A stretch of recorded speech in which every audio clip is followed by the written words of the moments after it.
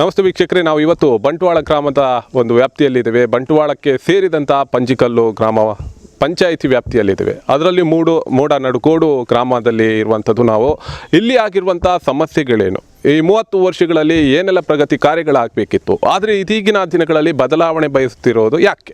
ಈ ಎಲ್ಲ ಪ್ರಶ್ನೆಗಳಿಗೆ ಇಲ್ಲಿಯ ಸಾರ್ವಜನಿಕರಾಗಿ ಉತ್ತರ ಕೊಡ್ತಾರೆ. ಏನು ಹೇಳ್ತಾರೆ ಅಂತ ಕೇಳ್ಕೊಳ್ಳೋಣ. ನಮಸ್ತೆ ಸರ್. ನಮಸ್ತೆ. ಹೇಗೆ ಅನಿಸ್ತಾ ಇದೆ? ಯಾಕಂದರೆ 30 ವರ್ಷಗಳ ಹಿಂದಲೂ ಕೂಡ ಬಹಳಷ್ಟು ಶೋಷಣೆಗೊಳಗಾಗ್ತಿದೆ ಅನ್ನುವಂಥ ಮಾತು ಕೇಳ್ಪಟ್ಟೆ. ನಿಜನ? ಯಾಕೋಸ್ಕರ ಅನ್ನೋ ಅದು ಖಂಡಿತವಾಗಿ. ಯಾಕಂತ ಹೇಳಿದರೆ ಮೂಡನಡುಗೋಡು ಗ್ರಾಮ, ಈ ಗ್ರಾಮಕ್ಕೆ ನಮ್ಮ ಉಸ್ತುವಾರಿ ಸಚಿವರು ಯಾವುದೇ ಒಂದು ಅನುದಾನವನ್ನು ಕೊಡಲಿಲ್ಲ. ಕಳೆದ ಒಂದು 30 ವರ್ಷದಿಂದ ಪಂಚಾಯತ್ ಮೆಂಬರ್ನವರು ಮಾಡಿದಂಥ ಕೆಲಸ ಇಲ್ಲಿಯ ಉಸ್ತುವಾರಿ ಖಂಡಿತ ಮಾಡಲಿ ಅಂತ ನಾವು ಈ ಸಂದರ್ಭದಲ್ಲಿ ಹೇಳ್ತೇವೆ. ಯಾಕಂತ ಹೇಳಿದರೆ ನೋಡಿ, ನಿಮಗೆ ಗೊತ್ತಿರುವ ಹಾಗೆ ಹಲವಾರು ರಸ್ತೆಗಳೇ ಬಾಕಿ ಇದೆ. ಒಂದು ಉಸ್ತುವಾರಿ ಮೊನ್ನೆ ಇತ್ತೀಚೆಗೆ ಇಲೆಕ್ಷನ್ ಬಂದ ಟೈಮಲ್ಲಿ ತೆಂಗಿನಕಾಯಿ ಹೊಡೆಯಲಿಕ್ಕೆ ಬಂದಿದ್ದಾರೆ ಮಾತ್ರ ಅಲ್ಲದೆ ಬೇರೆ ಯಾವುದೇ ಕೆಲಸ ಆಗಲಿಲ್ಲ. ಮತ್ತು ಆದ ರೋಡಿಗೆ ಕೂಡ ಪ್ಯಾಚ್ ವರ್ಕಿಗೆ ಕೂಡ ತೆಂಗಿನಕಾಯಿ ಹೊಡೆಯುವಂಥ ಒಂದು ಕೊಲಕರಾಜಿಕೆ ಅಂತ ಹೇಳಬೇಕು, ಅದನ್ನು ಕೂಡ ಮಾಡಿದ್ದಾರೆ. ಹಾಗಾಗಿ ಖಂಡಿತ ಅವರನ್ನು ಈ ಇಲೆಕ್ಷನ್ನಲ್ಲಿ ಜನರು ತಿರಸ್ಕರಿಸ್ತಾರೆ. ಖಂಡಿತವಾಗಿ ಇಲ್ಲಿ ನಮ್ಮ ಅಭಿವೃದ್ಧಿದಾರಿ ಅಧಿಕಾರರಾದಂಥ ರಾಜೇಶ್ ನಾಯ್ಕ ಉಳಿಪಾಡಿ ಗೊತ್ತು ಜಯ ಆಗ್ತಾರೆ. ಆಯಿತು. ಎಸ್, ಈಗಾಗಲೇ ನೀವು ಹೇಳಿದ್ರಿ ರಸ್ತೆ ಮಾತ್ರ ಇಲ್ಲಿ ಸಮಸ್ಯೆ ಇರೋದು, ಬೇರೆ ಏನಾದರೂ ಸಮಸ್ಯೆ ಇಲ್ವಾ ಅನ್ನುವಂಥದ್ದು?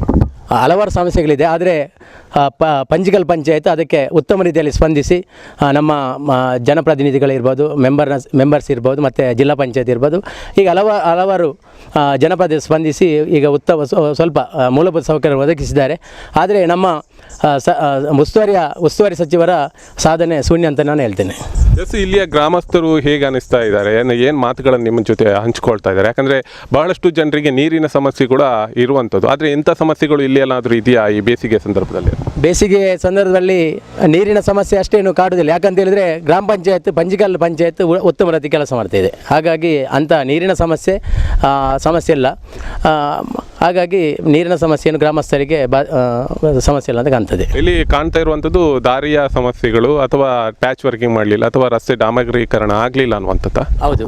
ಯಾಕಂತ ಹೇಳಿದರೆ ಟೋಟಲಿ ಎಲ್ಲ ವಿಷಯಗಳಲ್ಲಿ ನಾವು ಹಿಂದುಳಿದಿದ್ದೇವೆ. ಈಗ ನಮ್ಮದು ಗ್ರಾಮಸ್ಥರು ಏನೋ ತಪ್ಪು ಮಾಡಿದಾಗೆ ನಮ್ಮ ಉಸ್ತುವಾರಿಗಳು ನಮ್ಮನ್ನು ನೋಡ್ತಿದ್ದಾರೆ. ಯಾಕಂತ ಹೇಳಿದ್ರೆ ಇಲ್ಲಿಯ ಅಭಿವೃದ್ಧಿಗಾಗಿ ನಮ್ಮ ಊರಿನವರು ಹೋದರೆ ನಿಮಗೆ ಅಭಿವೃದ್ಧಿ ಮಾಡೋದಿಲ್ಲ, ನೀವು BJP ಅಂತ ಹೇಳ್ತಾರೆ. ಆದರೆ ಅಭಿವೃದ್ಧಿ ಮಾಡುವವರಿಗೆ BJP ಕಾಂಗ್ರೆಸ್ ಅದು ಮುಖ್ಯ ಅಲ್ಲ, ರಾಜಧರ್ಮವನ್ನು ಪಾಲಿಸುವುದು ಮುಖ್ಯ ಅಂತ ನಾನು ಹೇಳ್ತೇನೆ.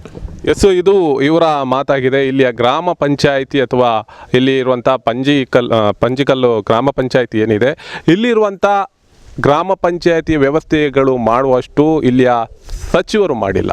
ಈ ಸಚಿವರು ಇಲ್ಲಿಗೆ ಯಾಕೆ ಎಂಥ ಒಂದು ಶೋಷಣೆಯನ್ನು ಮಾಡ್ತಾ ಇದ್ದಾರೆ? ಈ ಗ್ರಾಮ ಪಂಚಾಯಿತಿಯಲ್ಲಿ ಯಾಕೆ ಮೂಲಭೂತ ಸೌಕರ್ಯಗಳಲ್ಲಿ ಒಂದಾಗಿರುವಂಥ ರಸ್ತೆಯನ್ನು ಯಾಕೆ ಕಾಮಗಾರಿ ಮಾಡಿಲ್ಲ ಅನ್ನುವಂಥದ್ದು ಇವರ ಪ್ರಶ್ನೆ.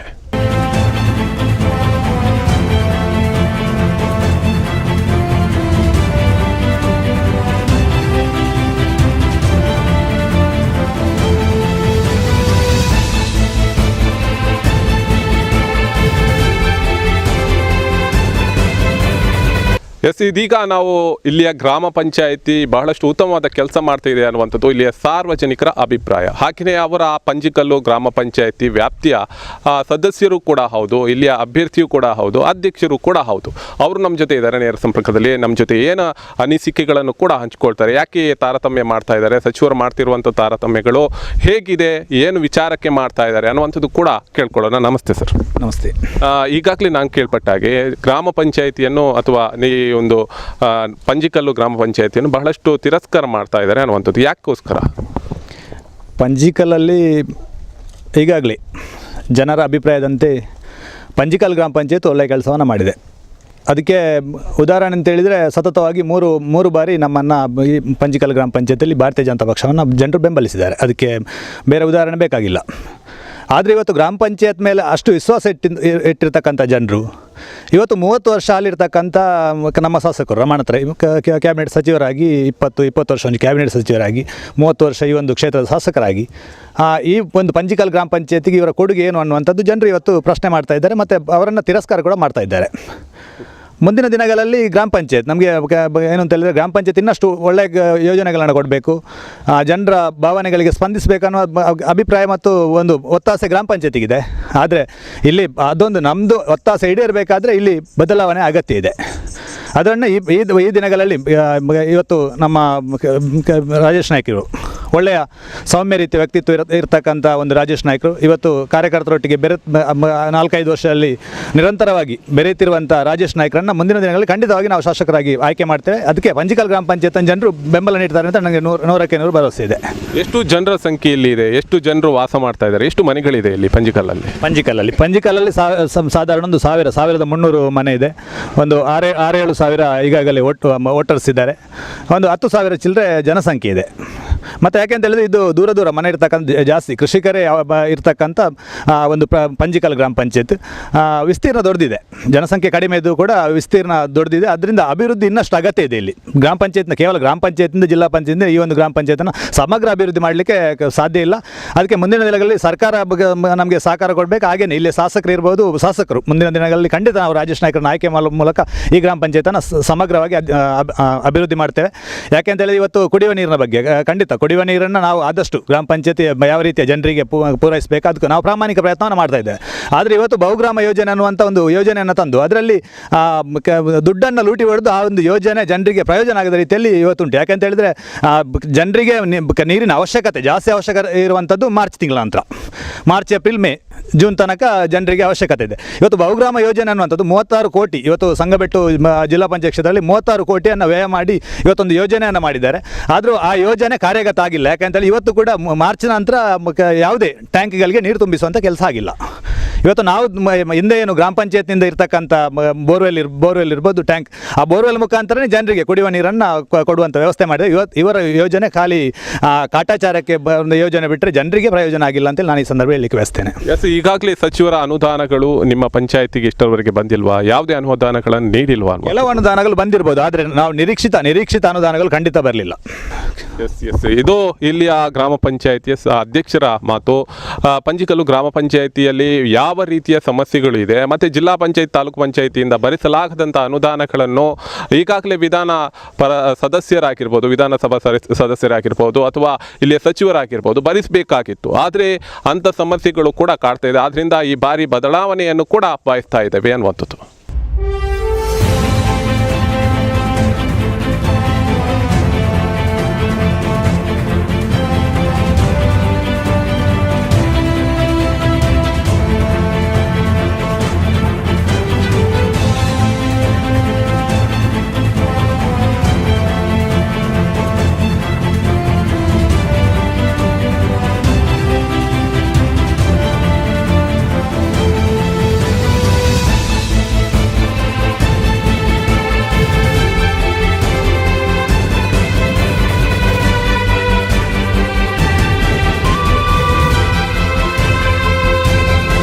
ಇಲ್ಲಿ ಇರ್ಬೋದು ಪೂರ ಮತಕ್ಕೆಂದು ಎಂಕ್ಲಾಕ್ಲೇನು ಅರೆ ಗೆಂದವನೇ ಎಂಕ್ಲಿಗೆ ಮಸ್ತ್ ನೆಟ್ ಎಂಕ್ಲು ದುಮ್ಮು 30 ಸಂಚಿ ರಾಯ್ಕೊಳಿತ್ತೀರಿ ಅನ್ನ ಎಂಕ್ಲಿಗೆ ಒಂಜಿ ರೋಟು ಕೆಂಡ ಎಂಕ್ಲು ರೋಟು ಮಂತ್ ಕೊಲ್ಲ ನೈಕ ನಿಕ್ಲಿಗೆ ತುಂಗ ಬಂಗಿರು ಜಿರ ಮತ್ತೆ ಕೇಳೋದಿತ್ತೀರಿ ತುಂಗ ಬಂಗಿರು.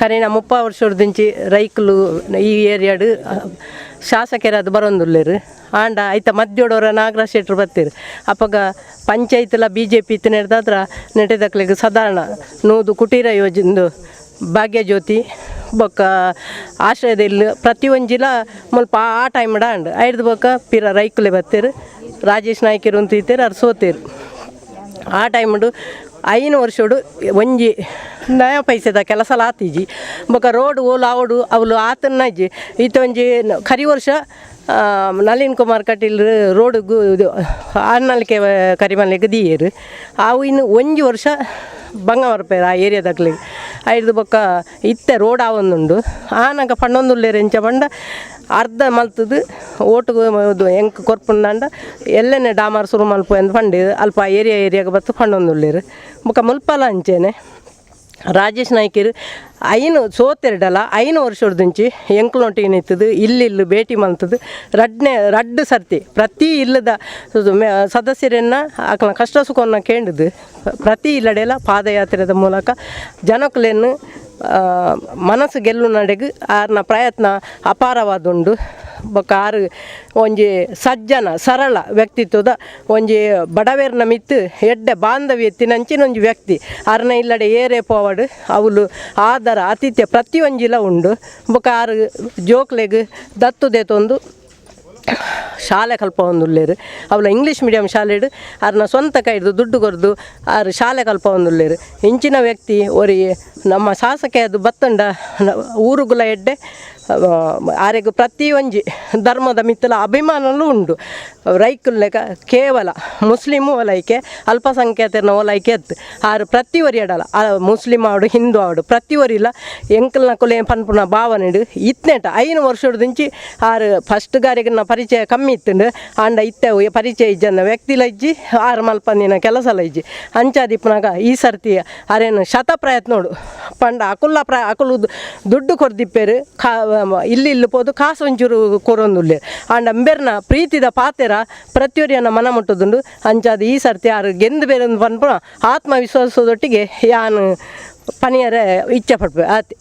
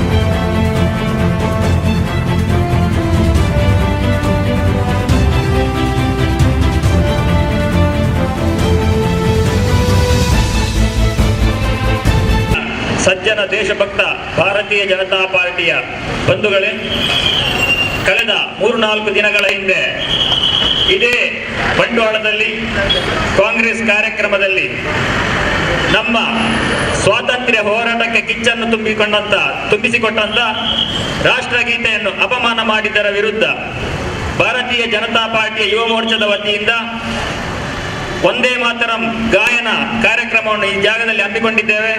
ಈ ಕಾರ್ಯಕ್ರಮಕ್ಕೆ ಆಗಮಿಸಿರತಕ್ಕಂಥ ಜಿಲ್ಲೆಯ ಯುವ ಮೋರ್ಚಾ ಪ್ರಮುಖರಿಗೆ ಮತ್ತು ಪಕ್ಷದ ಬಂಧುಗಳಿಗೆ, ಪಕ್ಷದ ಕಾರ್ಯಕರ್ತರಿಗೆ ಮತ್ತು ಎಲ್ಲ ದೇಶಭಕ್ತ ಬಂಧುಗಳಿಗೆ ಆತ್ಮೀಯವಾಗಿ ಸ್ವಾಗತಿಸುತ್ತಿದ್ದೇವೆ. ಅದೇ ರೀತಿ ಮಾಧ್ಯಮ ಮಿತ್ರರನ್ನು ಕೂಡ ಈ ಕಾರ್ಯಕ್ರಮಕ್ಕೆ ಆತ್ಮೀಯವಾಗಿ ಸ್ವಾಗತಿಸುತ್ತಿದ್ದೇವೆ.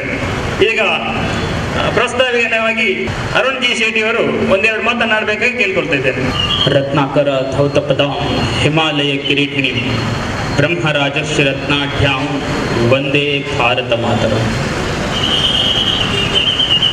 ಇಲ್ಲಿ ಸೇರಿರ್ತಕ್ಕಂಥ ಎಲ್ಲ ರಾಷ್ಟ್ರಭಕ್ತ ಬಂಧುಗಳಿಗೆ ನಮನವನ್ನು ಮಾಡುತ್ತಾ, ಇಡೀ ದಕ್ಷಿಣ ಕನ್ನಡ ಜಿಲ್ಲೆಗೆ ಹಿಂದುತ್ವವನ್ನು ಪಂಪ್ ಮಾಡತಕ್ಕಂಥ ಶಕ್ತಿ ಕೇಂದ್ರದಲ್ಲಿ ಬಂದು ನಾನಿಲ್ಲಿ ನಿಂತಿದ್ದೀನಿ. 4 ದಿನಗಳ ಹಿಂದೆ ಒಂದು ದುರ್ದೈವ, ಒಂದು ಪ್ರಸಂಗ ನಡೆಯಿತು ಇಲ್ಲಿ.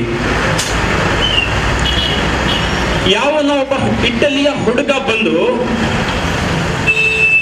ಕಾಂಗ್ರೆಸ್ ಪಕ್ಷದ ಅಧ್ಯಕ್ಷ ಆಗಿರ್ತಕ್ಕಂತಹ ರಾಹುಲ್ ಗಾಂಧಿ ವೇದಿಕೆಯಲ್ಲಿ ನಿಂತು, ನನಗೆ ಟೈಮ್ ಆಗ್ತಾ ಇದೆ, ಪುರುಸೊತ್ತಿಲ್ಲ, ವಂದೇ ಮಾತರಂ ಒಂದೇ ಲೈನ್ ಹಾಡಿ ಅಂತ ಆದೇಶ ಮಾಡ್ತಾನಲ್ಲ ರೀ. ಏನು ವಂದೇ ಮಾತರಂ ಅಂತ ಹೇಳಿದ್ರೆ ಯಾವುದೋ ಒಂದು ಫಿಲ್ಮ್ನ ಸಾಂಗ್ ಅಂತ ಅನ್ಕೊಂಡಿದ್ದಾನ ಅವನು.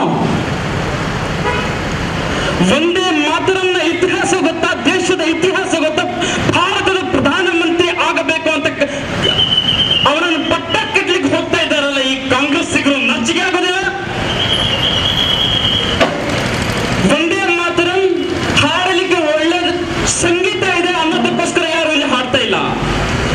ಒಂದು ಸರ್ತಿ ವಂದೇ ಮಾತರಂ ಬಾಯಲ್ಲಿ ಬಂತು ಅಂತ ಹೇಳಿದ್ರೆ ಒಂದ್ಸತಿ ನಿಮ್ಮ ರೋಮಗಳನ್ನು ಒಂದ್ಸತಿ ನೋಡ್ಕೊಳ್ಳಿ, ಕೈಯಲ್ಲಿ ರೋಮಾಂಚನಗೊಳ್ಳುತ್ತೆ. ಅದರ ಇತಿಹಾಸ ಗೊತ್ತಾ ನಿಮ್ಗೆ?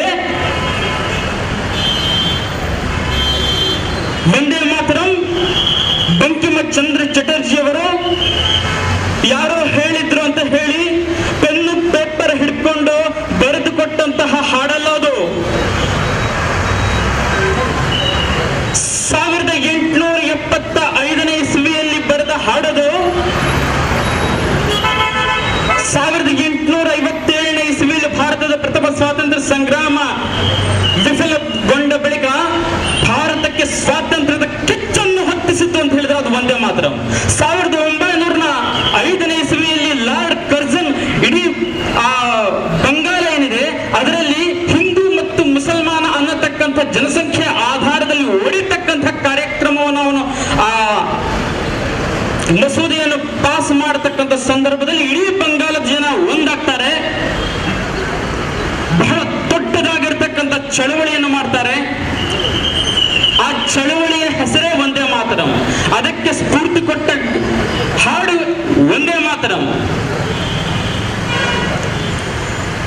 ಲಾರ್ಡ್ ಕರ್ಜನ್ ಹೇಳ್ತಾನೆ, Bengal division act is the settled fact ಅಂತ. ನಮ್ಮ ದೇಶದ ಹುಡುಗರು ಹೇಳಿದ್ರು, we are here to unsettled this settled fact. ಇಡೀ ಬಂಗಾಳದಲ್ಲಿ ವಂದೇ ಮಾತರಂ ಚಳವಳಿ ನಡೆಯುತ್ತೆ. ಯಾರ ಮುಖದಲ್ಲಿ ನೋಡಿದ್ರು ವಂದೇ ಮಾತರಂ, ಯಾರ ನಮಸ್ಕಾರ ಅಂತ ಹೇಳೋದಾಗಿಲ್ಲ, ಎದುರಲ್ಲಿ ಸೇರಿದ್ರೆ ವಂದೇ ಮಾತರಂ ವಂದೇ ಮಾತರಂ. ಬ್ರಿಟಿಷರು ರಾತ್ರಿ ಕನಸಿನಲ್ಲಿ ಬೆಚ್ಚಿ ಬೀಳ್ತಿದ್ರು. ಅಂಥ ಕಿಚ್ಚನ್ನು ಹೊತ್ತಿಸಿದಂತ ವಂದೇ ಮಾತರಂ ತುಂಡು ಮಾಡ್ಲಿಕ್ಕೆ ಹೊರಡ್ತೀರಾ ನೀವು? 1905ರಲ್ಲಿ ಏನು ಸೆಟಲ್ಡ್ ಫ್ಯಾಕ್ಟ್ ಇತ್ತು, ಈ ವಂದೇ ಮಾತರಂ ಚಳವಳಿ ಭಾರತದಾದ್ಯಂತ ನಡೆದ ನಂತರ 1911ರಲ್ಲಿ ಆ ಸೆಟಲ್ಡ್ ಫ್ಯಾಕ್ಟ್ ಮುರಿದು ಬಿಟ್ಟು ಇಡೀ ಹಿಂದೂ ಮುಸಲ್ಮಾನರನ್ನು ಒಂದಾಗಿ ಮಾಡಿದಂತಹ ಗೀತೆ ಈ ವಂದೇ ಮಾತರಂ. ನಮ್ಮ ಕ್ರಾಂತಿಕಾರಿಗಳಾಗಿರ್ತಕ್ಕಂಥ ಭಗತ್ ಸಿಂಗ್, ರಾಜ್ಗುರು, ಸುಖದೇವ್, ವಿನಾಯಕ್ ದಾಮೋದರ್ ಸಾವರ್ಕರ್, ಪಂಡಿತ್ ಚಂದ್ರಶೇಖರ್ ಆಜಾದ್, ಅಶ್ಫಾಕುಲ್ಲಾ ಖಾನ್, ರಾಮ್ ಪ್ರಸಾದ್ ಬಿಸ್ಮಿಲ್ ಇವರೆಲ್ಲರೂ ಗಲ್ಲಿಗೆ ಹೋಗುವಾಗ ಗಲ್ಲಿನ ಉರುಳನ್ನು ಚುಂಬಿಸಿ ಕೊನೆಯ ಬಾರಿ ಹೇಳಿದ ಆ ಒಂದು ಶಬ್ದ ಅಂತ ಹೇಳಿದ್ರೆ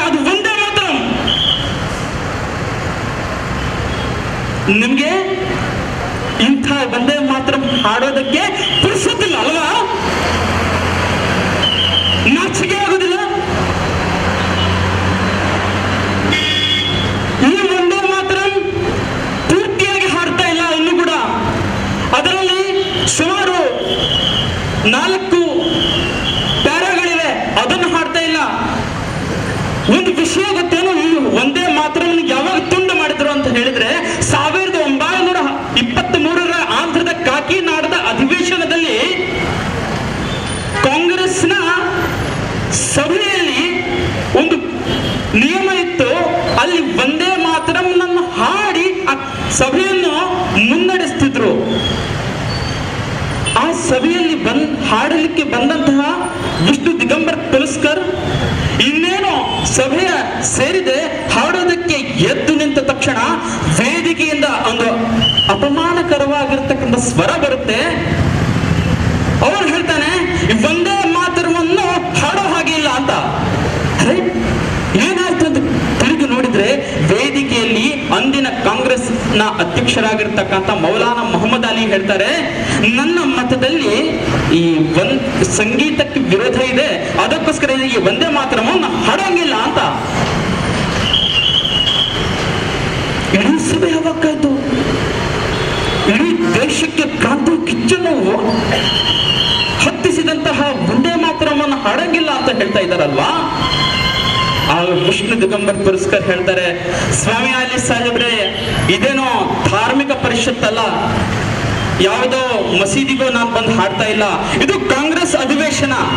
ಈ ಅಧಿವೇಶನದಲ್ಲಿ ನಾನು ವಂದೇ ಮಾತರಂ ಹಾಡ್ಲಿಕ್ಕಾಗೇ ಬಂದಿದ್ದೇನೆ, ನಾನು ಹಾಡ್ತೇನೆ, ನೀವು ಬೇಕಾದ್ರೆ ಇರಿ, ಇಲ್ಲದ್ರೆ ಬಿಟ್ಟು ಹೋಗಿ ಅಂತ ಹೇಳಿ ಆ ವಂದೇ ಮಾತರಂ ಹಾಡೇ ಬಿಟ್ರು. ಆವಾಗ ಆಗದಿದ್ದಂತಹ ಒಂದು ಅಪಮಾನ, ಆ ಕಳಂಕ ಸದ್ಯಕ್ಕೆ ಮುರಿದು ಬಿತ್ತು. ಆದರೆ ಆ ಸಂಪೂರ್ಣವಾಗಿರ್ತಕ್ಕಂಥ ವಂದೇ ಮಾತರಂನ ಕಥೆ ಏನಾಯ್ತು ಅಂತ ಹೇಳಿದ್ರೆ, ಈ ಸೆಕ್ಯುಲರ್ ಅನ್ನತಕ್ಕಂತಹ ಢೋಂಗಿ ಸೆಕ್ಯುಲರ್ ಅನ್ನತಕ್ಕಂತಹ ವಾದಕ್ಕೆ ಬಿದ್ದಂತಹ ಕಾಂಗ್ರೆಸ್ ತನ್ನದಿಂದ ಜಾರ್ತಾ ಹೋಯ್ತು. ಜಾರಿ ಜಾರಿ ಜಾರಿ ಸೆಕ್ಯುಲರ್ ಅಂತ ಹೇಳಿದ್ರೇನೆ ಒಂದು ಧರ್ಮದ ತುಷ್ಟೀಕರಣ ಅನ್ನತಕ್ಕಂಥ ನಿರ್ಣಯಕ್ಕೆ ಬರುತ್ತೆ ಕಾಂಗ್ರೆಸ್. ಈ ವಂದೇ ಮಾತರಂ ಆ ಹಾಡಿನಲ್ಲಿ ಏನೋ ಈ ದೇಶವನ್ನು ನೀನೇ ದುರ್ಗೆ, ನೀನೇ ಲಕ್ಷ್ಮಿ ಅಂತೆಲ್ಲ ಹಾಡಿದಂತಹ ಆ 3 ಪ್ಯಾರಾಗಳನ್ನು ತೆಗೆದುಹಾಕಿ ಮೇಲಿನ 2 ಪ್ಯಾರಾವನ್ನು ಮಾತ್ರ ಶುಭ್ರಜ್ಯೋತ್ಸನ ಪುಲಕಿತ ಯಾಮಿನಿ ಪುಲ್ಲಕಿ ಸಮಿತ ಧ್ರುಮದಳಿ ಶೋಭಿನಿ ಅನ್ನತಕ್ಕಂಥ ಆ ಪ್ಯಾರವನ್ನು ಮಾತ್ರ ಅಳವಡಿಸಿಕೊಂಡ್ರು. ಆ ವಂದೇ ಮಾತರಮನ್ನು ಆವಾಗ ತುಂಡು ಮಾಡಿದ್ರು. ನಮ್ಮ ದೇಶದ ಜನರಿಗೆ ಅದೊಂದು ದೊಡ್ಡ ಆಘಾತ ಆಗಿತ್ತು. ವಂದೇ ಮಾತರಂನಿಂದ ತುಂಡಾಗಿರ್ತಕ್ಕಂತಹ ಈ ವಂದೇ ಮಾತರಂನಿಂದ ಮುಂದೆ ಏನಾಯ್ತು ಅಂತ ಹೇಳಿದ್ರೆ, ಕೇವಲ ವಂದೇ ಮಾತರಂನ ವಿಭಜನೆ ಅಷ್ಟೇ ಅಲ್ಲ, ಈ ದೇಶದ ವಿಭಜನೆ ಕೂಡ ಈ ವಂದೇ ಆಗೋದಕ್ಕೆ ಈ ವಂದೇ ಮಾತರಂನ ವಿಭಜನೆ ಮೊದಲಾಯ್ತು ಅಂತ ಹೇಳಬಹುದು. ಇಡೀ ದೇಶಕ್ಕೆ, ಇಡೀ ರಾಷ್ಟ್ರಕ್ಕೆ, ಆ ಯುವಕರಿಗೆ ಈ ದೇಶವನ್ನು ಒಂದು ಮಾಡೋದಕ್ಕೆ ಪ್ರೇರಣೆಯನ್ನು ಕೊಟ್ಟಂತಹ ಹಾಡು ಅಂತ ಹೇಳಿದ್ರೆ ಅದು ವಂದೇ ಮಾತರಂ ರೀ. ವಂದೇ ಮಾತರಂ ಮೂಲವಾಗಿ ಬಂಗಾಳಿಯಲ್ಲಿರುವಂಥದ್ದು, ಅದನ್ನು ಬಂಗಾಳಿ ಭಾಷೆಯಲ್ಲಿ ರಚಿಸಿರುವಂಥದ್ದು. ಆದರೆ ಇಡೀ ದೇಶಕ್ಕೆ ಅದು ಒಪ್ಪಿಗೆಯಾಗಿ ಅದು ರಾಷ್ಟ್ರಗೀತೆಯ ಸ್ಥಾನಮಾನವನ್ನು ಪಡೆಯತಕ್ಕಂಥ ಸಂದರ್ಭದಲ್ಲಿ ಕುಟಿಲ ನೀತಿಯಿಂದಾಗಿ ಅದು ತನ್ನವನ್ನೇ ಕಳ್ಕೊಳ್ಬೇಕಾದ ಪರಿಸ್ಥಿತಿ ಇದೇ ಕಾಂಗ್ರೆಸ್ನಿಂದ ಆಗಿರ್ತಕ್ಕಂಥದ್ದು. ರಾಷ್ಟ್ರಗೀತೆಗೆ ಪ್ರಶ್ನಾತೀತವಾಗಿರ್ತಕ್ಕಂಥ ಸ್ಥಾನ ಲಭಿಸಬೇಕಾದಂತಹ ವಂದೇ ಮಾತರಂ ಈ ದೇಶಕ್ಕೆ ರಾಷ್ಟ್ರಗೀತೆ ಯಾವುದಾಗಬೇಕು ಅಂತ ಕೇಳುವಾಗ ಎಲ್ಲರೂ ಒಕ್ಕೊರಲಿನ ಸ್ವರದಿಂದ ಬೇರೆ ಯಾವುದಿದೆ, ವಂದೇ ಮಾತರಂ ಆಗ್ಬೇಕು ಅಂತ ಹೇಳಿದಾಗ ಕಾಂಗ್ರೆಸ್ನ ನಾಯಕರು ಹೇಳ್ತಾರೆ, ಆ ವಂದೇ ಮಾತರಂ ಇದೆಯಲ್ಲ ನಮ್ಮ ಸೈನ್ಯದ ಬ್ಯಾಂಡ್ ಸೆಟ್ಗೆ ಸೆಟ್ ಆಗೋದಿಲ್ಲ, ಅದಕ್ಕೋಸ್ಕರ ತೆಗೆದುಕೊಳ್ಳೋಣ, ಜನಗಣಮನವನ್ನು ನಮ್ಮ ದೇಶದ ರಾಷ್ಟ್ರಗೀತೆ ಮಾಡೋಣ ಅಂತ ಹೇಳ್ತು. ಆಗಿದ್ದರಿಂದ ನಮ್ಮ ದೇಶದ ರಾಷ್ಟ್ರಗೀತೆ, ನ್ಯಾಷನಲ್ ಆಂಥಮ್, ಜನಗಣಮನ ಹಾಗೂ ವಂದೇ ಮಾತರಂ ಅದು national song. Enjoy equal status ಅಂತ ಸಂವಿಧಾನದಲ್ಲಿ ಬರೆದಿದೆ. ಆದರೆ ಈ ಒಂದು 2 ಪ್ಯಾರವನ್ನು ಕೂಡ ಇವತ್ತಿಗೆ ಹಾಡೋದಕ್ಕೆ ನಮಗೆ ಪುರ್ಸೋತಿಲ್ಲ, ಬಿಡೋದಿಲ್ಲ ಅನ್ನತಕ್ಕಂಥ ಈ ಪುನಃ ವಂದೇ ಮಾತರಮನ್ನು ತುಂಡು ಮಾಡುವುದಕ್ಕೆ ಈಗ ಬಂದಿದ್ದಾರಲ್ವಾ. ಇದರ ನಂತರ ಇನ್ನು ಈ ದೇಶವನ್ನು ಪುನಃ ವಿಭಜನೆ ಮಾಡುವುದಕ್ಕೆ ಹೊರಟುತ್ತಾ ಇದ್ದಾರಾ ಅನ್ನತಕ್ಕಂಥ ಒಂದು ಮಾನಸಿಕತೆಯ ವಾಸನೆ ಬರ್ತಾ ಇದೆ. ಆದ್ರೆ ಇದರ ಪರಿಮಾರ್ಜನೆ ಆಗಬೇಕು ಅನ್ನೋದಕ್ಕೋಸ್ಕರ ಅಂದು ಏನೋ ತುಂಡು ಮಾಡಿದ್ರು ವಂದೇ ಮಾತರಮನ್ನ, ಅದನ್ನು ಮುಂದೆ ಪೂರ್ತಿಯಾಗಿ ಎಲ್ಲ ಯುವಕರು ಹಾಡುವುದಕ್ಕಿದೆ. ಧನ್ಯವಾದ. ವಂದೇ ಮಾತರಂ ಆರೋಗ್ಯ ಶೀಟ್ ಇವರಿಂದ ಎಲ್ಲರೂ ಧ್ವನಿಗೊಳಿಸಬೇಕು ಅವರೊಂದಿಗೆ. ಹರಿ ಓಂ. ಎಲ್ಲರೂ ಈಗ ವಂದೇ ಮಾತರಂ ಹಾಡತಕ್ಕಂಥ ಸಂದರ್ಭದಲ್ಲಿ ಕೈ ಮುಗಿದು ನಿಂತುಕೊಳ್ಬೇಕು ಹಾಗೂ ಈ ಹಾಡಿನೊಟ್ಟಿಗೆ ಎಲ್ಲರೂ ಧ್ವನಿಗೊಳಿಸಬೇಕು ಅಂತ ಹೇಳಿ ತಮ್ಮಲ್ಲಿ ಕೇಳಿಕೊಳ್ತೇನೆ. ವಂದೇ ವಂದೇ ಮಾತರಂ,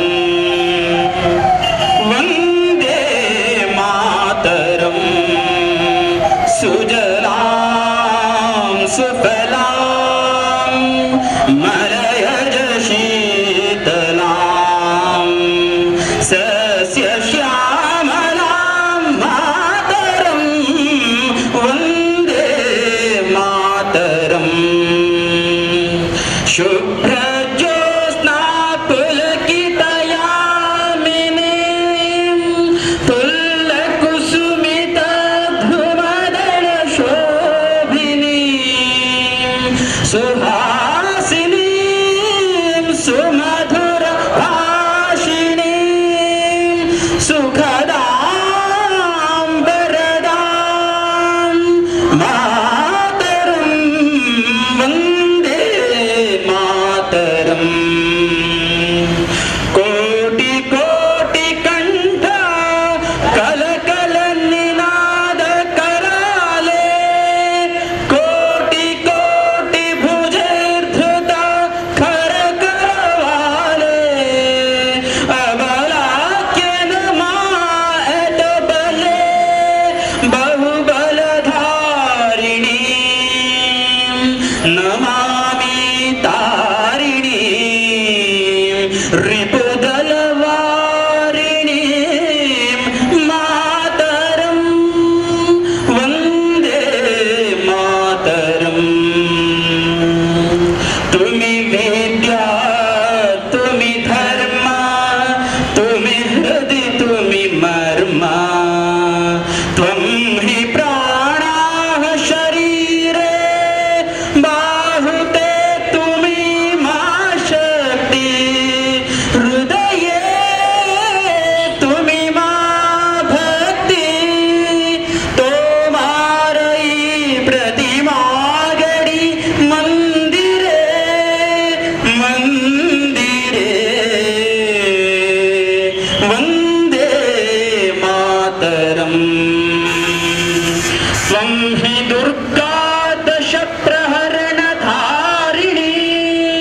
ಕಮಲಾ ಕಮಲದಲ ವಿಹಾರಿಣಿ, ವಾಣಿ ವಿದ್ಯಾದಾಯಿನಿ, ನಮಾಮಿ ತ್ವಾಂ ನಮಾಮಿ ಕಮಲಾಂ ಅಮಲಾಂ ಅತುಲಾಂ ಸುಜಲಾಂ ಸುಫಲಾಂ ಮಾತರಂ, ವಂದೇ ಮಾತರಂ.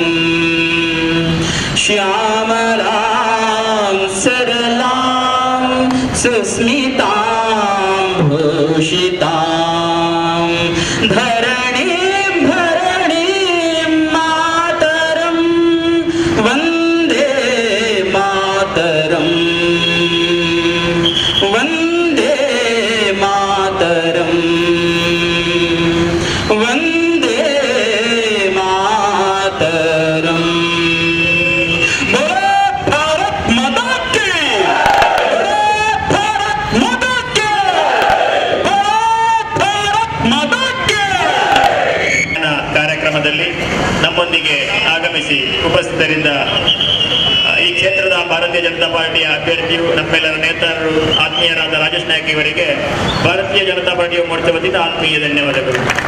ಅದೇ ರೀತಿ ಆಗಮಿಸಿದ ಎಲ್ಲ ದೇಶಭಕ್ತ ಬಂಧುಗಳಿಗೆ, ಕ್ಷೇತ್ರದ ಅಧ್ಯಕ್ಷರಾದ ದೇವದಾಸ್ ಶೆಟ್ಟಿ ಅವರಿಗೆ, ಜಿಲ್ಲಾ ಪ್ರಧಾನ ಕಾರ್ಯದರ್ಶಿ ಸಂದೇಶ್ ಮತ್ತು ಸಂದೀಪ್ ಶೆಟ್ಟಿ ಅವರಿಗೆ, ಆಗಮಿಸಿದ ಬಂಗಾರಡ್ಕ ವಿಶ್ವೇಶ್ವರ ಭಟ್ರವರಿಗೆ, ಎಲ್ಲರಿಗೂ ಆಗಮಿಸಿದ ಎಲ್ಲ ದೇಶಭಕ್ತ ಬಂಧುಗಳಿಗೆ ಭಾರತೀಯ ಜನತಾ ಪಾರ್ಟಿಯ ಮೋರ್ಚಾದ ವತಿಯಿಂದ ಆತ್ಮೀಯ ಧನ್ಯವಾದಗಳು. ಅದೇ ರೀತಿ ಸೂಕ್ತ ಬಂದೋಬಸ್ತ್ ವ್ಯವಸ್ಥೆಯನ್ನು ಮಾಡಿದಂತ ಆರಕ್ಷಕ ಠಾಣೆ ಅಧಿಕಾರಿಗಳಿಗೆ ಭಾರತೀಯ ಜನತಾ ಪಾರ್ಟಿಯ ಮೋರ್ಚಾದ ವತಿಯಿಂದ ಆತ್ಮೀಯ ಧನ್ಯವಾದಗಳು. ಅದೇ ರೀತಿ ಅನುಮತಿಯನ್ನು ನೀಡಿದಂತ ಚುನಾವಣಾ ಆಯೋಗ, ಇದಕ್ಕೂ ಕೂಡ ಭಾರತೀಯ ಜನತಾ ಪಾರ್ಟಿಯ ಮೋರ್ಚಾದ ವತಿಯಿಂದ ಹೃತ್ಪೂರ್ವಕ ಧನ್ಯವಾದಗಳು. ಅದೇ ರೀತಿ ಪತ್ರಿಕಾ ಮಾಧ್ಯಮದ ಮಿತ್ರರಿಗೆ, ನೆರೆದ ಎಲ್ಲರಿಗೂ, ದೃಶ್ಯ ಮಾಧ್ಯಮದವರಿಗೆಲ್ಲರಿಗೂ ಆತ್ಮೀಯಾದ ಧನ್ಯವಾದಗಳು. ಎಸ್, ಇವತ್ತು ನಾವು BC ರೋಡಿನ ಬಂಟ್ವಾಳ ಕ್ಷೇತ್ರದ BC ರೋಡ್ನಲ್ಲಿದ್ದೀವಿ. ನಾವು ಇಲ್ಲಿ ಈಗಾಗಲೇ ಬಹಳಷ್ಟು ಜನರು ಕೂಡ ಸೇರಿದ್ದಾರೆ. ಎಲ್ಲರೂ ಜನರು ಕೂಡ ಒಂದಷ್ಟು ಪ್ರತಿಭಟನೆಯಲ್ಲಿ ಸೇರಿಕೊಂಡಿದ್ದಾರೆ. ಯಾವ ವಿಚಾರದಲ್ಲಿ ಇವತ್ತು ಪ್ರತಿಭಟನೆ ನಡೀತಾ ಇದೆ, ಯಾಕೋಸ್ಕರ ಪ್ರತಿಭಟನೆಗಳು ಆಗ್ತಾ ಇದೆ, BJPಯ ಈ ಒಂದು ಪ್ರತಿಭಟನೆಗೆ ಕಾರಣಗಳೇನು ಅನ್ನೋದ್ರ ಬಗ್ಗೆನೂ ಕೂಡ ಚರ್ಚೆ ಮಾಡಲಿಕ್ಕೆ ನಮ್ಮ ಜೊತೆ ವಿಶೇಷವಾಗಿ ಸಂದೇಶ್ ಶೆಟ್ಟಿ ಅವರು ಇದ್ದಾರೆ. ಸಂದೇಶ್ ಶೆಟ್ಟಿ ಅವರ ಮಾತುಗಳಿಗೆ ಏನು ಅನ್ನುವಂಥದ್ದು ಕೂಡ ಕೇಳೋಣ. ನಮಸ್ತೆ. ನೋಡಿ, ಕಳೆದ ಒಂದು ವಾರದ ಹಿಂದೆ ನಮ್ಮ ರಾಷ್ಟ್ರೀಯ ಕಾಂಗ್ರೆಸ್ನ ಅಧ್ಯಕ್ಷರಾದಂಥ ಶ್ರೀಯುತ ರಾಹುಲ್ ಗಾಂಧೀಜಿಯವರು ಈ ಒಂದು ಬಂಟ್ವಾಳ ಕ್ಷೇತ್ರದಲ್ಲಿ ಚುನಾವಣಾ ನಿಮಿತ್ತ ಬಂದಂಥ ಸಂದರ್ಭದಲ್ಲಿ ಏನೊಂದು ಚುನಾವಣಾ ಕಾರ್ಯಕ್ರಮದಲ್ಲಿ ಅವರು ಸ್ವಾತಂತ್ರ್ಯೋತ್ತರದಲ್ಲಿ ಇಡೀ ದೇಶವನ್ನು ಒಟ್ಟುಗೂಡಿಸಿದ ಐಕ್ಯತಾ ಮಂತ್ರ, ಒಂದು ರಣಮಂತ್ರ ಒಂದೇ ಮಾತರವನ್ನು ಕೇವಲ ಒಂದು ವಾಕ್ಯದಲ್ಲಿ ನಿಲ್ಲಿಸಿ ಎನ್ನುವಂಥ ಒಂದು ಮಾತನ್ನು ಹೇಳಿಕೊಂಡು ರಾಷ್ಟ್ರೀಯತೆ ಅದಕ್ಕೊಂದು ಅವಮಾನವಂತ ಘೋರವಾದ ಅವಮಾನವನ್ನು ಮಾಡಿದ್ದಾರೆ. ಅಂಥ ಗೌರವದ ಅವಮಾನವನ್ನು ಭಾರತೀಯ ಜನತಾ ಪಾರ್ಟಿ ಯುವ ಮೋರ್ಚಾ ಎಂದಿಗೂ ಸಹಿಸಲಿಕ್ಕೆ ಸಾಧ್ಯವಿಲ್ಲ. ಯಾಕೆಂದರೆ ಕೇಳಿದರೆ ಈ ಒಂದು ರಾಷ್ಟ್ರೀಯ ಕಳೆದ 60-70 ವರ್ಷಗಳಿಂದ ಈ ದೇಶವನ್ನು ಆಳಿದಂಥ ಕಾಂಗ್ರೆಸ್ ಪಕ್ಷ ರಾಷ್ಟ್ರಕ್ಕೆ ಮಾಡಿದಂಥ ಅವಮಾನ ಹಿಂದೆಯೂ ಮಾಡಿತ್ತು, ಈಗಲೂ ಅದನ್ನು ಮುಂದುವರಿಸಿಕೊಂಡು ಹೋಗ್ತಾ ಇತ್ತು. ಹಿಂದೆ ನೆಹರು ಅವರು ಮಾಡಿದಂಥ ಒಂದು ಪಂಕ್ತಿಯನ್ನು ಈಗಲೂ ಅವರು ಮುಂದುವರಿಸಿಕೊಂಡು ಹೋಗಿ ಅವರ ಮೊಮ್ಮಗನಾದಂಥ ರಾಹುಲ್ ಗಾಂಧಿ ಅವರು ಇದನ್ನು ಮುಂದುವರಿಸಿಕೊಂಡು ಹೋಗ್ತಿದ್ದಾರೆ. ಅಂದರೆ ಅವರಿಗೆ ರಾಷ್ಟ್ರಕ್ಕೆ ಮಾಡುವುದೊಂದು ಅಪಮಾನ, ಅವರೊಂದು ಸಂಸ್ಕೃತಿಯನ್ನು ತೋರಿಸಿದೆ. ಅದನ್ನು ನಾವು ಖಂಡಿಸ್ತೇವೆ. ಅದಕ್ಕಾಗಿ ನಾವು ಅಂಥ ದೇಶಭಕ್ತರನ್ನು, ದೇಶವನ್ನು ಒಗ್ಗೂಡಿಸಿದಂಥ ಐಕ್ಯತಾ ಮಂತ್ರವನ್ನು ಮುಂದೆ ಕೇವಲ ದೇಶಕ್ಕೋಸ್ಕರ ಅಲ್ಲ, ಮುಂದಿನ ಯುವ ಪೀಳಿಗೆಯಲ್ಲಿ ನಮಗೆ ಒಂದು ರಾಷ್ಟ್ರದ ಭಕ್ತಿಯನ್ನು ಉದ್ದೀಪನಗೊಳಿಸಿದಂತಹ ಐಕ್ಯತಾ ಮಂತ್ರವನ್ನು ಕಾಪಾಡಿಕೊಂಡಂತಹ ಒಂದು ವ್ಯವಸ್ಥೆ ನಮ್ಮದು ಯುವ ಮೋರ್ಚಾದ್ದು. ಹಿಂದೆ ಲಾಲ್ ಚೌಕ್ನಲ್ಲಿ ರಾಷ್ಟ್ರ ಧ್ವಜವನ್ನು ಆಹರಿಸುವಂಥ ಸಂದರ್ಭದಲ್ಲಿಯೂ ನಾವು ಇದೇ ರೀತಿಯಾಗಿ ನಾವು ಭಾರತೀಯ ಜನತಾ ಪಾರ್ಟಿ ಯುವ ಮೋರ್ಚಾ ಲಾಲ್ ಚೌಕಿನಲ್ಲಿ ಹೋಗಿ ರಾಷ್ಟ್ರ ಧ್ವಜವನ್ನು ಆಹರಿಸಿದಂಥ ಒಂದು ಹೋರಾಟ ನಮ್ಮದಾಗಿದೆ. ಹಾಗಾಗಿ ಇಂಥ ಒಂದು ಸಂದರ್ಭದಲ್ಲಿ ಅವರ ಹೇಳಿಕೆಯನ್ನು ಖಂಡಿಸುತ್ತಾ ರಾಷ್ಟ್ರಗೀತೆ ಮತ್ತು ರಾಷ್ಟ್ರೀಯತೆ ವಿಚಾರದಲ್ಲಿ ಅವರು ಏನು ಕಾಂಗ್ರೆಸ್ನ ಒಂದು ಹೀನ ಸಂಸ್ಕೃತಿಯನ್ನು ತೋರಿಸುತ್ತದೆ ಅದನ್ನು ನಿಲ್ಲಿಸಬೇಕು. ಮುಂದೆ ಇಂಥ ಒಂದು ಘೋರವಾದಂಥ ಅಪಮಾನವನ್ನು ಮಾಡಿದರೆ ಅದಕ್ಕಾದ ತಕ್ಕದಾದಂಥ ಒಂದು ಶಾಸ್ತಿಯನ್ನು ಮಾಡ್ತೇವೆ ಅನ್ನುವಂಥ ಒಂದು ಎಚ್ಚರಿಕೆಯನ್ನು ಈ ಸಂದರ್ಭದಲ್ಲಿ ತೋರಿಸ್ತೇವೆ. ಈಗಾಗಲೇ ವಿರೋಧ ಪಕ್ಷದಲ್ಲಿರುವಂಥವರು ಇದು ಕಾಂಗ್ರೆಸ್ಸಿನ ಟೀಕೆ ಮಾಡಲಿಕ್ಕೆ ಚುನಾವಣೆ ಗಿಮಿಕ್ ಅನ್ನುವಂಥ ಮಾತುಗಳು ಕೂಡ ಕೇಳಿ ಬರ್ತಾರೆ. ಇದರ ಬಗ್ಗೆ ತಾವೇನು ಹೇಳ್ತೀವಿ? ನೋಡಿ, ಚುನಾವಣೆ ಬರುತ್ತದೆ ಹೋಗ್ತದೆ, ಆದರೆ ರಾಷ್ಟ್ರೀಯತೆ ವಿಚಾರ ಇದು ಈ ದೇಶದ ಒಂದು ಸಂಸ್ಕೃತಿ. ಈ ಸಂಸ್ಕಾರ ಮತ್ತು ಸಂಸ್ಕೃತಿಯನ್ನು ಉಳಿಸುವ ನಿಟ್ಟಿನಲ್ಲಿ ಭಾರತೀಯ ಜನತಾ ಪಾರ್ಟಿಯ ಕಾರ್ಯಕರ್ತರು ಯಾವಾಗಲೂ ಬದ್ಧರಾಗಿದ್ದಾರೆ, ಯಾವಾಗಲೂ ಸಿದ್ಧರಾಗಿದ್ದಾರೆ. ರಾಷ್ಟ್ರೀಯತೆ ಮತ್ತು ರಾಷ್ಟ್ರಗೀತೆ ಮತ್ತು ರಾಷ್ಟ್ರಧ್ವಜಕ್ಕೆ ಆಗುವಂಥ ಅಪಮಾನದ ಸಂದರ್ಭದಲ್ಲಿ ಇದನ್ನು ದಿಟ್ಟವಾಗಿ ನಾವು ಯುವ ಮೋರ್ಚಾ ಹೋರಾಟವನ್ನು ಹಮ್ಮಿಕೊಂಡಿದ್ದೇವೆ. ಅದು ಈ ಹೋರಾಟವನ್ನು ನಾವು ಮುಂದುವರಿಸುತ್ತೇವೆ. ಈಗಾಗಲೇ ಅಭಿವೃದ್ಧಿಯಲ್ಲಿ BJP ಹಿಂದೆ ಇದೆ, ಆದ್ದರಿಂದ ಕಾಂಗ್ರೆಸ್ ಮುಂದಿರೋದ್ರಿಂದ ಏನಾದರೂ ಒಂದು ವಿಚಾರ ಬೇಕು, ಅದಕ್ಕೋಸ್ಕರ ಇದನ್ನು ಬಳಸ್ಕೊಳ್ತಾ ಇದ್ದಾರೆ ಅನ್ನೋ ಆರೋಪ ಇದೆ. ಇದರ ಬಗ್ಗೆ ತಾವು ನೋಡಿ, ಇದು ಖಂಡಿತವಾಗಿ ಅಂತ ಸುಳ್ಳು ಅಪಾದನೆ. ಯಾಕೆ ಅಂತ ಹೇಳಿದರೆ ಭಾರತೀಯ ಜನತಾ ಪಾರ್ಟಿ ಯಾವಾಗಲೂ ಅಭಿವೃದ್ಧಿಯತ್ತ ಮುಖ ಮಾಡಿಯೇ ಕೆಲಸ ಮಾಡೋದು. ಕಾಂಗ್ರೆಸ್ನಾಗೆ ಸಿಂಪತ್ತಿಯನ್ನು ಗಳಿಸಿಕೊಂಡು ನಾವು ಮ್ಯಾಂಡೇಟನ್ನು ಪಡೆದುಕೊಂಡಂತಹ ಪಕ್ಷ ಅಲ್ಲ. ಯಾಕೆಂದರೆ ನೀವು ಗಮನಿಸಿ, ಕಳೆದ 60 ವರ್ಷದಲ್ಲಿ ಅವರ ಕೌಟುಂಬಿಕವಾದ ಸಿಂಪತ್ತಿಗೋಸ್ಕರ ಅವರು ರಾಜಕೀಯ ಮಾಡಿಕೊಂಡು ಬಂದಿದ್ದಾರೆ. ನೆಹರು ಅವರು ಆಳಿದರು, ಅವರ ಸತ್ತ ನಂತರ ಅವರ ಸತ್ತ ಸಿಂಪತ್ತಿಯ ಮೇಲೆ ಇಂದಿರಾ ಗಾಂಧಿ ಅವರು ಬಂದರು. ಇಂದಿರಾ ಗಾಂಧಿಯವರು ಸ್ವಲ್ಪ ಸಮಯ ಆಳಿದರು. ಇಂದಿರಾ ಗಾಂಧಿಯವರು ಸತ್ತ ನಂತರ ಆ ಇಂದಿರಾ ಗಾಂಧಿಯವರು ಸತ್ತರು ಅಂತ ಸಿಂಪತ್ತಿಯನ್ನು ಹಿಡಿದುಕೊಂಡು ರಾಜೀವ್ ಗಾಂಧಿ ಅವರು ಬಂದರು. ರಾಜೀವ್ ಗಾಂಧಿಯವರ ಒಂದು ಮರಣ ನಂತರ ಅವರ ಮರಣದ ಛಾಯೆಯನ್ನು ಈ ದೇಶದ ಮೇಲೆ ಬಿಟ್ಟು ಆ ಸಿಂಪತ್ತಿಯ ಮೇಲೆ ಸೋನಿಯಾ ಗಾಂಧಿ ಅವರು ಬಂದರು. ಇದೇ ರೀತಿ ರಾಜಕಾರಣ ಅವರ ಕಾಂಗ್ರೆಸ್ನಲ್ಲಿದೆ. ಆದರೆ ಕೇವಲ ಅಭಿವೃದ್ಧಿ ವಿಚಾರವನ್ನು ಮಾನದಂಡವಿಟ್ಟುಕೊಂಡು ರಾಷ್ಟ್ರಭಕ್ತಿ, ರಾಷ್ಟ್ರ ವಿಚಾರದಲ್ಲಿ ರಾಷ್ಟ್ರೀಯತೆ ಮೇಲೆ ಒಂದು ರಾಜಕೀಯ ಮಾಡ್ತಕ್ಕಂಥ ಏಕೈಕ ಪಕ್ಷ ಅಂದರೆ ಭಾರತೀಯ ಜನತಾ ಪಾರ್ಟಿ.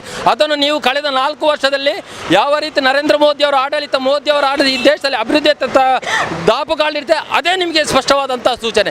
ಇದನ್ನು ನೀವು ಖಂಡಿತವಾಗಿ ನೀವು ಇಂತಹ ಸಂಬಂಧ ಹೇಳಿಕೆ ನಾವು ಒಪ್ಪಲಿಕ್ಕೆ ಸಾಧ್ಯವಿಲ್ಲ. ಇದು ಇಲ್ಲಿಯ ಸಂದೇಶ್ ಶೆಟ್ಟಿಯವರ ಮಾತು. ಯಾಕಂದ್ರೆ ಈಗಾಗಲೇ ರಾಷ್ಟ್ರೀಯ ಗೀತೆಗಳಿಗೆ ಅಥವಾ ರಾಷ್ಟ್ರಕ್ಕೆ ಮಾಡಿದಂಥ ಅಪಮಾನವನ್ನು ನಾವು ವಿರೋಧಿಸ್ತೇವೆ ಅನ್ನುವಂಥದ್ದು ಇವರು ಹೇಳ್ತಾ ಇದ್ದಾರೆ. ಕ್ಯಾಮರಾಮನ್ ನೀಲೇಶ್ ಜೊತೆ ಹರೀಶ್ ಮುಲ್ಕಿ, ಸ್ಪಂದನ ನ್ಯೂಸ್.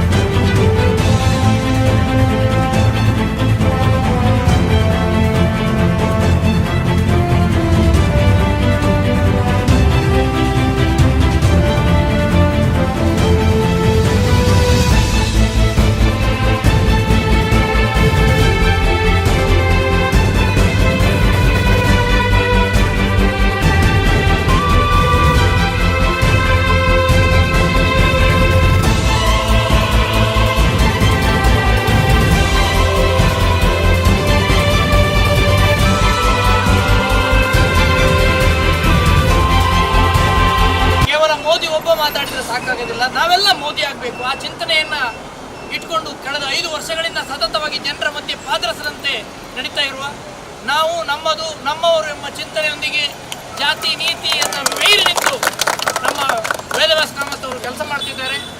ಮಂಗಳದೇವಿ ಪರಿಸರ ಅಂದರೆ ಮಂಗಳೂರಿನ ಹೃದಯ ಭಾಗ, ಮಂಗಳೂರಿನ ಹೆಸರೇ ಕಾರಣವೇ ಮಂಗಳದೇವಿ.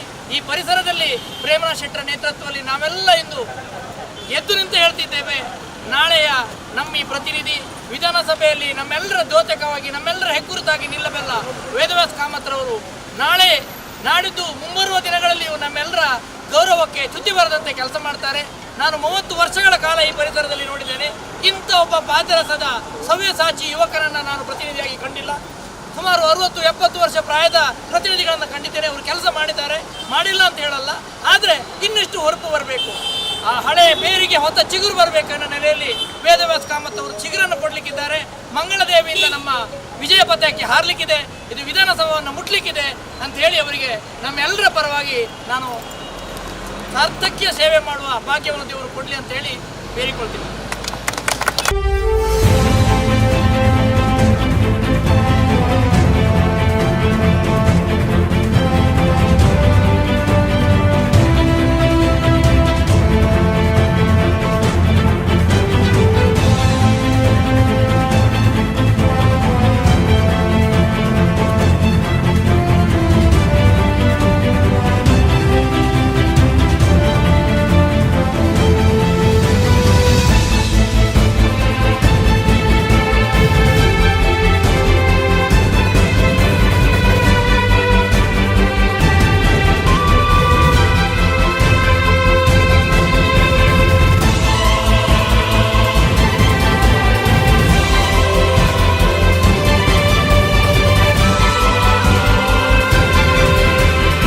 ಭಾರತೀಯ ಜನತಾ ಪಾರ್ಟಿ ಮಂಗಳೂರು ನಗರ ದಕ್ಷಿಣದ ಈ ಒಂದು ಚುನಾವಣೆಯ ಪ್ರಚಾರದ ಮತ್ತು ಮನೆಗಳಿಗೆ ಹೋಗಿ ಮತವನ್ನು ಯಾಚನೆ ಮಾಡುವಂಥ ಕಾರ್ಯ ನಮ್ಮ ಎಲ್ಲ ಕಾರ್ಯಕರ್ತರು ಮತ್ತು ಪ್ರಮುಖರು ಮತ್ತು ಪಕ್ಷದ ಪದಾಧಿಕಾರಿಗಳು ಸೇರಿ ಮಂಗಳಾದೇವಿಯ ದೇವಸ್ಥಾನದ ಪರಿಸರದಲ್ಲಿ ಮತವನ್ನು ಯಾಚನೆ ಮಾಡುವಂಥ ಕೆಲಸ ಕಾರ್ಯಗಳು ಆಗ್ತಾಯಿದೆ.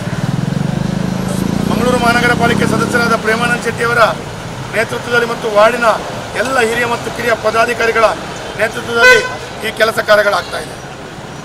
ಭಾಳಷ್ಟು ಬೆಳಿಗ್ಗೆಯಿಂದ ಹಾಗೆ ಮೊನ್ನೆ ಚುನಾವಣೆ ಘೋಷಣೆ ಆದ ನಂತರ ಕಾರ್ಯಕರ್ತರು ನಿರಂತರವಾಗಿ ಮನೆಗಳಿಗೆ ಭೇಟಿ ಮಾಡಿ ಮನೆಗಳಲ್ಲಿ ಭಾರತೀಯ ಜನತಾ ಪಾರ್ಟಿಯ ಪರವಾಗಿ ಮತವನ್ನು ಯಾಚನೆ ಮಾಡ್ತಾ ಇದ್ದಾರೆ. ಭಾಳಷ್ಟು ಒಲವು ಭಾರತೀಯ ಜನತಾ ಪಾರ್ಟಿಗೆ ನಮಗೆ ಕಂಡು ಬರ್ತಾ ಇದೆ. ಒಟ್ಟು ಮನೆಗಳಿಗೆ ಹೋದಾಗ ಮತದಾರರ ಒಟ್ಟು ಭಾವನೆಗಳು ಭಾರತೀಯ ಜನತಾ ಪಾರ್ಟಿಯೊಂದಿಗಿದೆ. ನಮಗೆ ಭಾಳಷ್ಟು ಸಂತೋಷ ಆಗ್ತಾ ಇದೆ. ಎಲ್ಲ ಕಾರ್ಯಕರ್ತರು ಹಗಲು ಇರುಳು ದಿನನಿತ್ಯ ತಮ್ಮ ಎಲ್ಲ ಕೆಲಸ ಕಾರ್ಯಗಳನ್ನು ಬದಿಗೊತ್ತಿ ಅವರು ನಿರಂತರವಾಗಿ ಸ್ವಯಂ ಪ್ರೇರಿತರಾಗಿ ಯಾವುದೇ ಅಪೇಕ್ಷೆಗಳಿಲ್ಲದೆ ಭಾಳಷ್ಟು ದುಡಿತಾ ಇದ್ದಾರೆ. ಇದು ಭಾರತೀಯ ಜನತಾ ಪಾರ್ಟಿಯ ಒಂದು ಬಹಳ ವಿಶೇಷತೆ. ಈ ರೀತಿಯ ವಿಶೇಷತೆಯನ್ನು ನಾವು ಇನ್ನು ಚುನಾವಣೆಯ ಆಗುವ ತನಕ ಇದೇ ರೀತಿಯ ಕೆಲಸ ಕಾರ್ಯಗಳನ್ನು ಮಾಡ್ತಾರೆ ಅಂತ ಹೇಳೋ ದೃಷ್ಟಿಯಲ್ಲಿ ಕಾರ್ಯಕರ್ತರು ಈ ಪಕ್ಷದ ಜೀವಾಳಾಗಿ ದಿನನಿತ್ಯ ದುಡಿತಾ ಇದ್ದಾರೆ.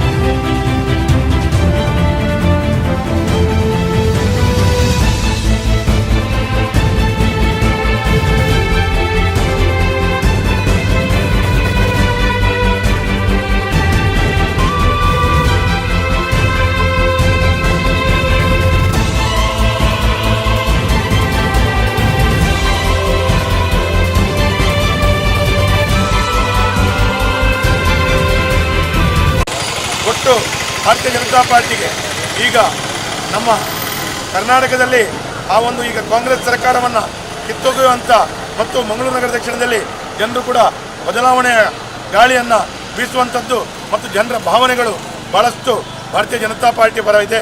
ಇದೆಲ್ಲ ಕಂಡಾಗ ಮತ್ತಷ್ಟು ಕಾರ್ಯಕರ್ತರಿಗೆ ಮತ್ತು ಎಲ್ಲ ಪದಾಧಿಕಾರಿಗಳಿಗೆ ಸ್ಫೂರ್ತಿಗಳು ಬಂದಿದೆ. ಅದಲ್ಲದೆ ಮೇ 5 ತಾರೀಕಿಗೆ ನಮ್ಮ ನೆಚ್ಚಿನ ಪ್ರಧಾನಮಂತ್ರಿಯವರು ಮಂಗಳೂರಿನ ಪ್ರವಾಸ ಮಾಡಿ ಮಂಗಳೂರಿನ ದಕ್ಷಿಣ ಕನ್ನಡ ಜಿಲ್ಲೆಯ ಪರವಾಗಿ ಎಲ್ಲ ಸರ್ಕಾರ ಬಂಧುಗಳ ಹತ್ರ ಮತವನ್ನು ಯಾಚನೆ ಮಾಡಲಿಕ್ಕಿದ್ದಾರೆ. ನಾನು ಒಂದು ಅಭ್ಯರ್ಥಿಯಾಗಿ ಒಟ್ಟು ಎಲ್ಲರ ಹತ್ರ ವಿಶೇಷ ರೀತಿಯಲ್ಲಿ ಮತದಾರರ ಹತ್ರ ಮತ್ತು ಕಾರ್ಯಕರ್ತರ ಹತ್ರ ವಿನಂತಿಯನ್ನು ಮಾಡಿಕೊಳ್ಳೋದು, ಕಳಕಳಿಯಿಂದ ಕೇಳಿಕೊಳ್ಳುವಂಥದ್ದು, ಯಾವ ಒಂದು ವಿಶ್ವಾಸವನ್ನು ನೀವು ಇಟ್ಟಿದ್ದೀರಿ ಆ ವಿಶ್ವಾಸಕ್ಕೆ ಕುಂದುಕೊರತೆಯನ್ನು ತರುವುದಿಲ್ಲ. ಯಾವ ಒಂದು ವಿಶ್ವಾಸವನ್ನು ಇಟ್ಟಿದ್ದೀರಿ ಅದಕ್ಕೆ ಯಾವುದೇ ಕಳಂಕವನ್ನು ತರುವುದಿಲ್ಲ. ಯಾವ ವಿಶ್ವಾಸವನ್ನು ಇಟ್ಟಿದ್ದೀರಿ ಅದಕ್ಕೆ ಯಾವುದೇ ತೊಂದರೆಗಳು ಬರದ ರೀತಿಯಲ್ಲಿ ನಾನೊಂದು ಮಂಗಳೂರು ನಗರ ದಕ್ಷಿಣದ ಅಭ್ಯರ್ಥಿಯಾಗಿ ಮುಂದಿನ ದಿನಗಳಲ್ಲಿ ಶಾಸಕನಾಗಿ ಕೆಲಸ ಮಾಡ್ತೇನೆ.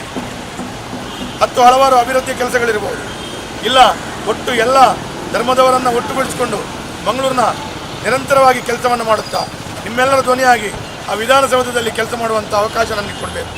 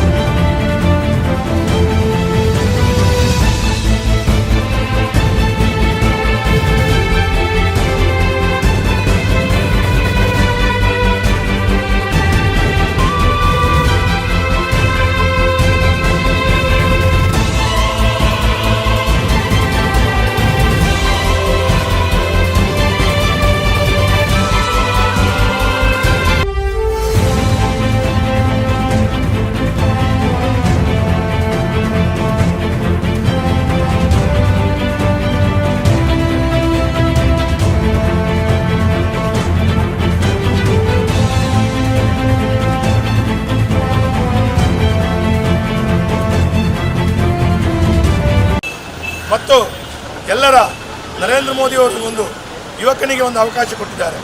ಈ ಯುವಕನಿಗೆ ಕೊಟ್ಟಂಥ ಅವಕಾಶವನ್ನು ಸದುಪಯೋಗ ಮಾಡಿಕೊಂಡು ಅದನ್ನು ನನಗೆ ಭಾಗ್ಯವಾಗಿ ಕಾಣಿಸ್ಕೊಡಿ ಅಂತ ಹೇಳುವಂಥದ್ದು ವಿಶೇಷವಾಗಿ ನನ್ನ ಪ್ರಾರ್ಥನೆ. ದಿನನಿತ್ಯ ಮಂಗಳೂರಿನ ಮತ್ತು ಎಲ್ಲ ಚಟುವಟಿಕೆಗಳಿಗೆ ಓಡಬಲ್ಲ, ರಾತ್ರಿ ಹಗಲು ದುಡಿಯಬಲ್ಲ ಒಂದು ಯುವಕನಿಗೆ ಒಂದು ವಿಶ್ವಾಸವನ್ನು ಇಟ್ಟು ಅವರೊಂದು ಕೊಟ್ಟಂಥ ಅವಕಾಶವನ್ನು ಆ ಎಲ್ಲ ಪದಾಧಿಕಾರಿಗಳು ಕಾರ್ಯಕರ್ತರುಗಳು ಸದುಪಯೋಗ ಮಾಡಿಕೊಂಡು ನನ್ನನ್ನು ಗೆಲ್ಲಿಸ್ತಾರೆ ಅಂತೇಳಿ ಒಂದು ವಿಶ್ವಾಸ ನನಗಿದೆ. ಈಗ ಒಟ್ಟು ಇವತ್ತು ಈ ಪರಿಸರದಲ್ಲಿ ನಾವೊಂದು ಮತವನ್ನು ಯಾಚನೆ ಮಾಡುವ ಮುಖಾಂತರ ಎಲ್ಲ ಮನೆಗಳಿಗೆ ಹೋಗುವಂಥ ಕೆಲಸ ಕಾರ್ಯಗಳು ನಾನು ಎಲ್ಲ ಜನರ ಕೇಳಿಕೊಳ್ಳುವಂಥದ್ದು, ಕಾರ್ಯಕರ್ತರ ಕೇಳಿಕೊಳ್ಳುವಂಥದ್ದು ಮತ್ತು ಮತದಾರರ ಹತ್ರ ನಾನು ನಿಮಗೆಲ್ಲರಿಗೂ ಚಿರಋಣಿ ಅಂತ ಹೇಳುತ್ತಾ ಈ ಒಂದು ಅವಕಾಶವನ್ನು ಕೊಟ್ಟು ಈ ಒಂದು ಯುವಕನಿಗೆ ನಿರಂತರವಾಗಿ ನಿಮ್ಮ ಸೇವಕನಾಗಿ ದುಡಿಲಿಕ್ಕೆ ಒಂದು ಅವಕಾಶವನ್ನು ಮಾಡಿಕೊಡಿ ಅಂತ ಹೇಳುತ್ತಾ ನನ್ನ 2 ಮಾತುಗಳನ್ನು ಮುಕ್ತಾಯ.